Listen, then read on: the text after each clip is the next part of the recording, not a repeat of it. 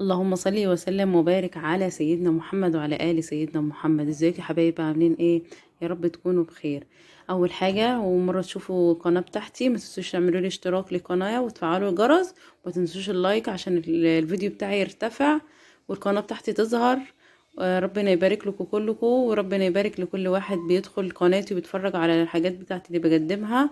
هعمل النهارده معاكم صينيه مكرونه او طاجن مكرونه بالصلصة باللحمة المفرومة، وهعمل فرخة هشويها في الفرن.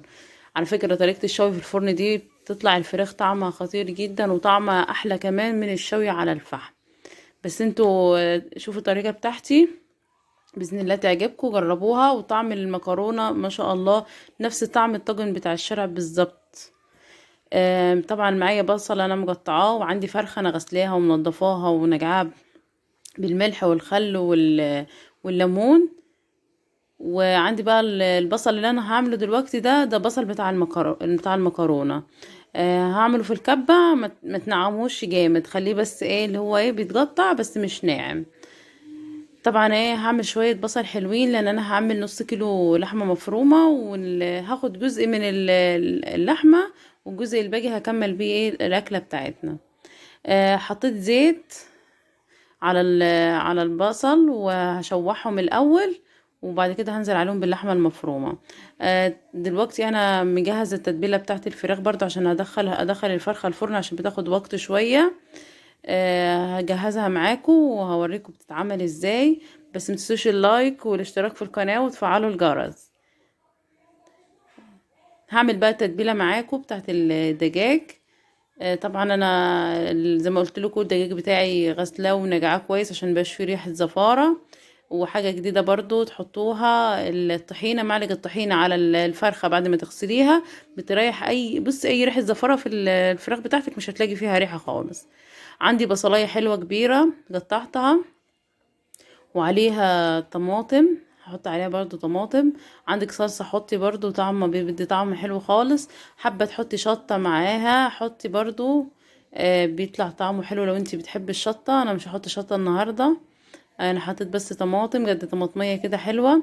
دي البهارات بتاعتي اللي انا عملتها جديد، دي بهارات بصوا هتغنيكوا على اي بهارات تاني باذن الله. هنزل لكم طريقتها. يعتبر هي البهارات السبعة بس انا زودت عليها شوية حاجات. وعندي الملح، يبقى انا حطيت بهارات وملح. اللهم صل وسلم وبارك على سيدنا محمد وعلى آل سيدنا محمد. ودي فلفل اسود.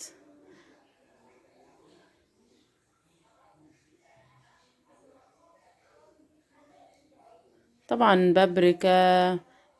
ده انا حطيته، ده هيل مطحون عندي. شوية هيل، شوية بابريكا، شوية كمون، اي بهارات عندك متاحة موجودة حطيها، شوية كزبرة.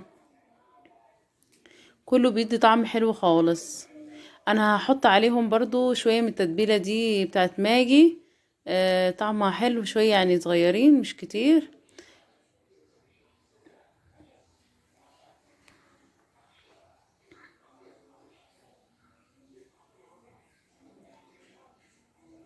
وعندي شوية خل، واحط عليها برضو ليمون. انا بعد ما طحنتهم كده رجعت حطيت عليهم ليمون وحطيت عليهم قطعة جنزبيل. لأي حاجة متاحة عندك استخدميها، مش متاحة عندك الجنزبيل ما تحطيش عادي. انا بحب احط عليها ليمون، بيخلي طعمها حلو. دلوقتي هطحنهم في الكبة، بعد كده هنزل عليهم بالليمون وقطعة الجنزبيل ومكعب مرق دجاج. طبعا الفراخ بتاعتي دلوقتي بعد ما اعمل التتبيلة هروح اصفيها برضو، اغسلها اشطفها تاني من مية واصفيها، وارجع احط لها بقى التتبيلة بتاعتها دي وادخلها على الفرن على طول. طبعا زي ما قلت لكم عشان بتاخد سوا في الفرن. تشغل عليها من تحت ومن فوق، انا شغلت عليها من تحت ومن فوق. هي ممكن تاخد في حدود ساعة، يعني في حدود ساعة تاخد بإذن الله. أنا حطيت عليها الجنزبيل قطعتين كده، ومكعب مرق الدجاج.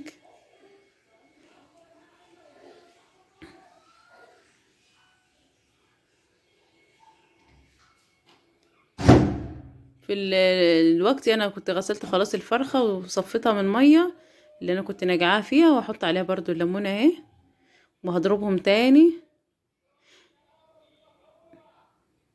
طبعا انتوا عارفين اي تتبيلة بتحب الفلفل الاسود والبابريكا، عندك توم باودر حطي، عندك بصل باودر حطي، المتاح عندك حطيه، بس اهم حاجة الفلفل الاسود هو اللي بيفرق فعلا في اي اكل، بيدي طعم حلو خالص للاكل. هطحنهم بقى في الكبة.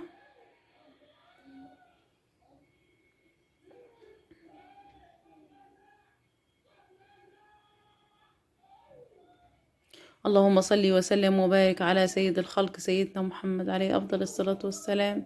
عندي بقى ايه كام حبة 3 حبات بطاطس، قلت ايه احطهم من تحت الفراخ، عشان انا كنت في الاول كنت بحط ورق جزدير تحت الفراخ، صراحة كانت بتخلي الصينية اللي بستخدمها ما كانتش بتتحرك ولا بيحصل لها حاجة، بس سمعت ان الجزدير مش كويس. كل الوقت بيقولي ابعدوا عن اي حاجة فيها ألمونيوم في الاكل. فقلت احط بقى تحتهم ايه كام قطعة بطاطس كده، عشان ما تتحركش الفراخ على طول، ومنها البطاطس طعمها بيبقى حلو مع الفراخ، وتاخد من التتبيلة بتاعتها بيبقى طعمها جميل خالص. اوقات كنت بحط برضو مكرونة من تحت الفراخ بتطلع طعمها حلو، بس عشان النهاردة عاملة مكرونة فمش هعمل. خلاص قطعتهم وغسلتهم، هنزلهم بقى في الصينية، وهحط عليها بقى الفرخة من فوقيها. طبعا الفرخة لازم يا جماعة تغسلوا الفراخ كويس وتنقعيها بالملح والخل وممكن تحطي عليها برضه تغسلي بقى الجنزبيل والليمون، وزي ما قلت لكم معلقة الطحينة السايلة، لو تغسليها بالاخر خالص بتخليش فيها ريحة زفارة نهائي. اي حاجة عندك حاسة ان فيها زفارة اغسليها بالمعلقة طحينة سايلة، ما شاء الله فرق فظيع. خلاص بقى الفرخة بتاعتي التتبيلة بتاعتي الجميلة هدخلها جوه الفراخ بقى من جوه خالص. الفرخة بتاعتي دي تقريبا 1000 جرام، يعني كيلو. هنا الفراخ في السعودية ما هياش كبيرة، فراخنا دايما صغيرة، اكبر فرخة عندنا ممكن تلاقيها 1500 1400 كده. خلاص كده انا تبلتها، والباقي بقى شفت باقي التتبيلة هدخلها من جوه وجوه الجلد. ويا سلام لو تسيبيها كمان ساعة كده ولا ساعتين قبل ما تدخلها الفرن. انا طبعا كنت مستعجلة فدخلتها الفرن. انتي لو مش مستعجلة ومن بدري حاطة الاكل بتاعك، يعني لسه بدري على الغدا ولا كده، تقدر تسيبيها في الساعة ساعتين في التلاجة قبل ما تحطها في الفرن، بتفرق كتير التتبيلة. وندخل بقية التتبيلة هندخلها جوه الفرخة. طبعا اي حاجة عندك حطيها، لان خلاص انتي مش هتستخدمها في حاجة تاني.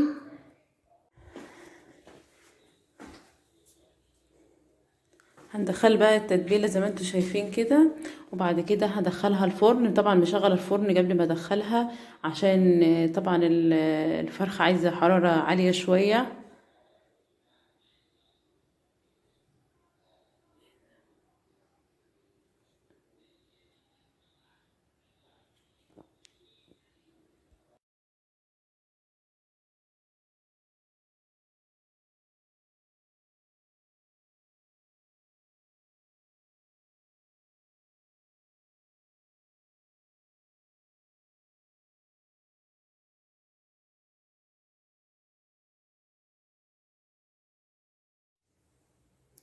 عندي بقى البصله بتاعتي كنت متبلاها بتاعت المكرونه الطاجن اللي هعمله.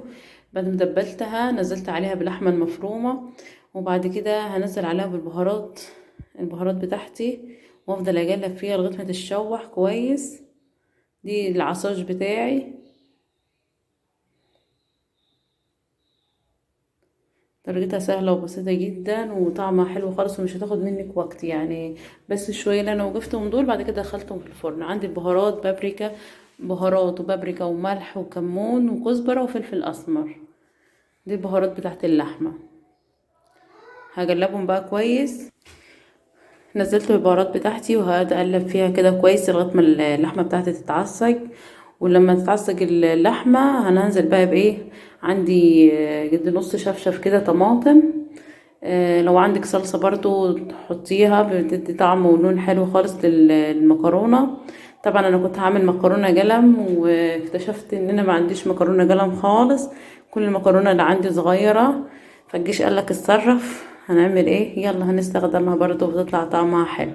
بس انتوا لو عملتوها اعملوها بمكرونه جلم بتطلع حلوه خالص. ونزلت بقى ايه، فلفل اخضر. لو انت حابه حار حطي فلفل احمر، فلفل حار. انا حاطه فلفل بارد بيدي طعم ونكهه حلوه خالص للاكل. هقلبهم بقى كويس كده، وهاخد بقى الجزء اللي انا هعمل بيه حاجه تاني، واخلي الباقي ده هعمل بيه المكرونه. خدت جزء من المكرونه من اللحمه، عشان هي النص كيلو المكرونه مش هياخد اللحمه دي كلها، كتير عليه يعني. نزلت الطماطم. طبعا تنزل الطماطم وتزودي برضو ميه، عشان تعمل حساب ان المكرونه انا مش هسلقها، المكرونه هتطيب في الطاجن نفسه. انا نزلت بقى صلصه اهي، معلقه صلصه حلوه كده كبيره، ومكعب مرق الدجاج. واظبط بقى، شوفي الملح بتاعك. طبعا احنا حاطين البهارات كلها في اللحمه، فمش مستاهله نحط بهارات تاني ولا فلفل اسود. لو حسيت ان هي محتاجه فلفل اسود حطي لها شويه. ما شاء الله، انا بس يا دوبك يعني دلوقتي هي خدت بس غلوه كده او غلوتين، يعني ما لحقتش تتسبك للاخر. هنزل عليها دلوقتي بالمكرونه بتاعتي، وهزودها بس ايه جد يعني ايه، نص كوبايه ميه. زوديها بس نص كوبايه ميه، وبعد كده هغطيها بالورق الفويل وهدخلها الفرن تاخد سوا بتاعها في الفرن. لازم تتغطى يا جماعة، لو ما تغطيتش وشها هينشف ومش هتبقى كويسة. غطيها بالورق الألمونيوم، ولما تطلع تشيليها هي غلت بقى شوية. زودت المية وهقفل عليها وهدخلها الفرن تستوي معايا جنب الفراخ اللي انا حطيتها تشوي. كلهم بقى يستووا مع بعضيهم، وطعمهم ما شاء الله جميل جدا. خلاص انا غطيتها بالورق الفويل، ورق الالومنيوم. هدخلها الفرن وخلي بالك لو انتي معليه النار من تحت وطيها شويه. دي اللحمه المفرومه الباقيه انا هحطهم في الفريزر عشان اعمل بيهم حاجه تاني. دي الاكياس اللي انا كنت شارياها من محل ابو 5، دي اكياس صحية. ما شاء الله الفراخ طابت والمكرونة استوت اهي ما شاء الله. يا رب الفيديو عجبكم، ولو عجبكم متنسوش اللايك والاشتراك وتفعلوا الجرس.